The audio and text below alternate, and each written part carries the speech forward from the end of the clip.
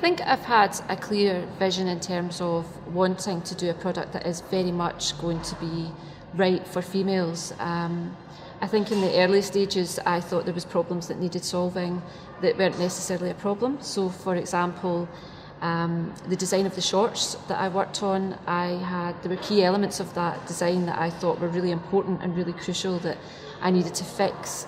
And actually after a focus group day, the feedback that came back was, those things are not that important, and actually it's just other aspects of it that we want to get right. So I have had to kind of go back and reconsider that. But the overall vision has been quite strong. It's just working out what is involved in that process or that vision. The vision's changed, I think, as the company's developed. So initially, as I say, the idea was just to have this gym that would be delivered as an after-school club, and just the gym and only the gym. So yeah, at the time that was the vision. But 4 years on, we have a sort of all-round fitness company that does everything, and we can cater to all different markets. So the vision has obviously had to adjust with that in line. But one thing that we've kept consistent throughout is that we want to focus everything on children, because there's no other company out there worldwide that has that focus on delivering services for children in a mobile capacity. So that's really led on to the grand vision of being the UK's leading fitness company for children. That's our main goal. When I first started, all I wanted to do was ride my bike, pretty much. I didn't set out to make millions. I'm not making millions now. I didn't set out to make lots of money. But presumably you could have done that while working for somebody else, so there must have been something Yeah, well, I was looking for work, and I approached someone else that already runs an outdoor company. I spoke to him about my qualifications. He had the business knowledge, I had the qualifications and the biking specific knowledge, and we decided to go into business together to form Progression Bikes in Dunkeld. It was just going to be a very small base of operations to run guiding and coaching, but after about a year it was clear that I had learned all the business side of things, and then was able to buy him out and then run the business as a sole trader, and then over the last couple of years, the shop has grown and we've moved locations and we've expanded. I think you need to keep your drive and your hopefulness and your energy, and you think you need to have to be willing to adapt all the way, because you make mistakes and you have to adjust. And did you have a clear vision with your products, or have you added new products as opportunities have come along? Well, that's the fun bit. You can get quite carried away with the product pipeline and keep launching new things, because what we're doing is building a brand.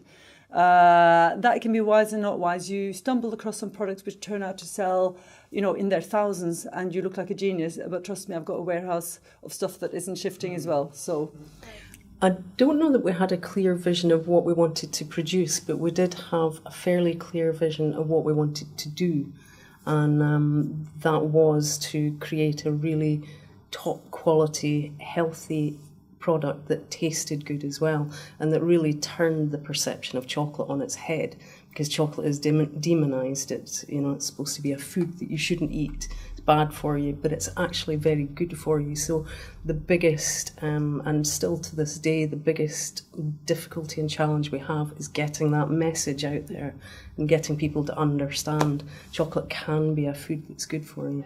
In the early stages, you're kind of learning your way. You're learning like a child growing up, you're learning your place in the world, you're learning how you react to different situations. The business is the same, you're trying to find your own identity.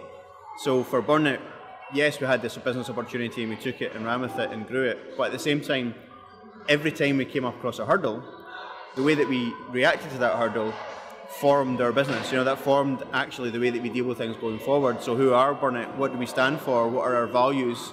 Those are answers that, with the greatest will in the world, you can try and do them in a business plan at the start, but actually they're kind of more formed over the first year and 2 years as you go. So your vision has evolved, basically? It has, and it's also, as we've realised opportunities, sometimes you think, well, that'd be great if we could do that. And then you achieve that really easily, and you think, well, what else could we achieve? What else could we do?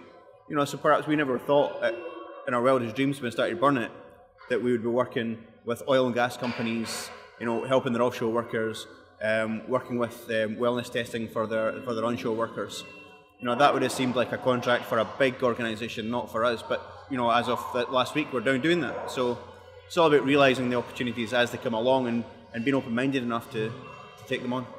Well, the first thing I did was get on the internet to find out if anyone else has done it. That's clearly going to be your first move. And there were 2 or 3 companies in America making what I considered to be the exactly predictable, ugly, bulky Bridget Jones style things. They were either very expensive, swimsuity fabric, or just downright ugly. Nothing young there, or pretty, or fresh, or clean looking that I had in my head. And there was one company in India as well, but they didn't export to customers anywhere around the world. So there was nothing in the UK or Europe at all.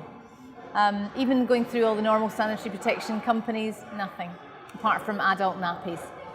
Terrible. The vision stayed pretty much the same right from the beginning to what the end product is. Well, the other thing that we did was obviously speak to our own daughters. They are likely to be the first type of customers we would have.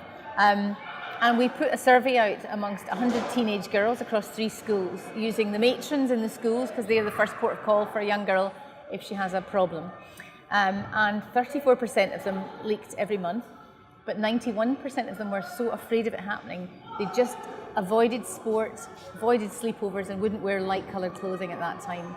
That was quite shocking to me, because I thought, when you're young, it's actually not always a physical issue. It's an emotional issue, and it's a huge fear of humiliation. Everyone remembers someone at school who went right through their skirt. You never live that down. So the start for me was, is there a market out there? Is it already being serviced? And the answer was, yes, there's a market out there, much more than I thought. And no, it's not really being serviced. So, good to go. The idea, yeah. They spoke to our own daughters and said, so if they looked like kind of cool, hip, sporty pants, would you wear them? Yeah. And they said, as long as there was no logos on them. And I'm thinking, why would you not have any logos on them? I mean, how stupid to get that person. Mum, you don't want everyone to know. Ah, yeah. So the fundamentals of the product design have remained unchanged. And the key principle of the idea was to make golf easier for young children. However, we have had to adapt the products, in particular the branding and the image of the products. One of our target markets is China, and the original brand, the branding was Golf and 4 Kids, which was fun and funky with the number 4, to basically engender a bit of fun and all that good stuff into the brand. But we discovered in China that the number 4 means death. So basically the brand's read, Golf Kills Kids. So we had to kind of change that a little bit, given that China is one of our kind of main target markets. So it's now Golf and 4 Kids. Simple, but you know, if we went ahead with that brand, the concept brand, we would have had to obviously change everything further down the line. So the product engineering has remained pretty steady. There's been a few design iterations, but the branding was the big issue in terms of change.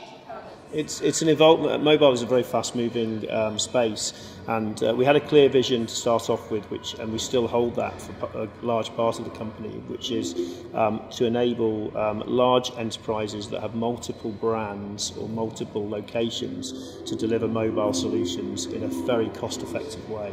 And that still stands for the majority of what we do.